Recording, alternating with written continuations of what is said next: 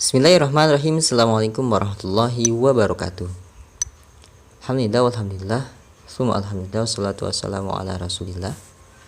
Baik anak-anak, kita hari ini akan belajar bahasa Indonesia terkait dengan bagaimana interaksi kepada sesama jenis atau kepada lawan jenis. Maka dengarkan cerita berikut ini. Adab bergaul. Dalam kehidupan sehari-hari, kita akan selalu melakukan interaksi dengan orang-orang di sekeliling kita. Misalnya dengan keluarga, kita akan berbicara dengan ayah, ibu, bermain dengan kakak atau adik.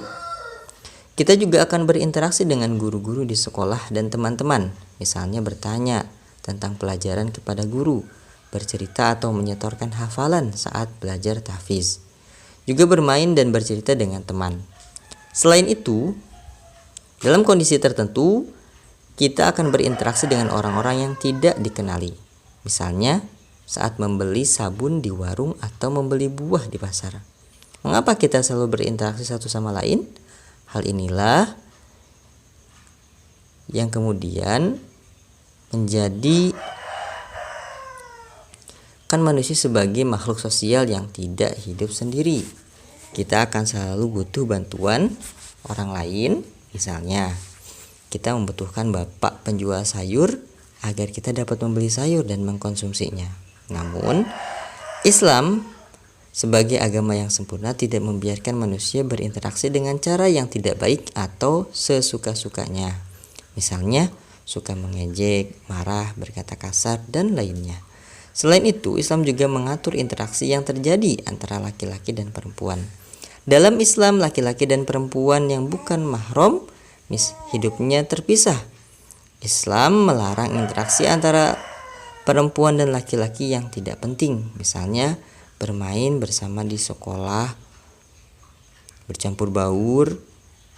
Islam tidak memperbolehkan laki-laki dan perempuan berkerumun atau bercampur baur dalam perkara yang tidak diperbolehkan. Misalnya bercerita di kelas, berkerumun makan bersama atau bermain bersama. Sedangkan aktivitas jual beli di pasar, dokter yang merawat pasien, dan campur baur di Baitullah saat melaksanakan haji atau umrah diperbolehkan. Dalam Islam, laki-laki dan perempuan juga tidak diperbolehkan berkholwat atau berdua-duaan. Misalnya laki-laki dan perempuan yang sudah balik tidak boleh duduk berdua di sebuah taman. Tidak boleh saling berboncengan tanpa ada batas pemisah antara supir dan penumpang dan lain sebagainya.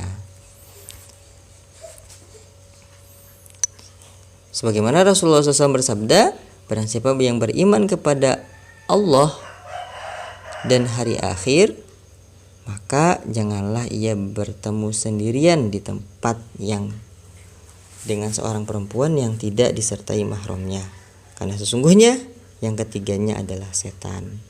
Hadis riwayat Ahmad. Islam juga mewajibkan laki-laki dan perempuan untuk menutup auratnya dan menjaga pandangannya. Aurat laki-laki adalah mulai dari pusar sampai lutut, sedangkan aurat perempuan adalah seluruh tubuh kecuali muka dan telapak tangan. Itulah beberapa hal yang harus diperhatikan saat laki-laki dan perempuan saling berinteraksi.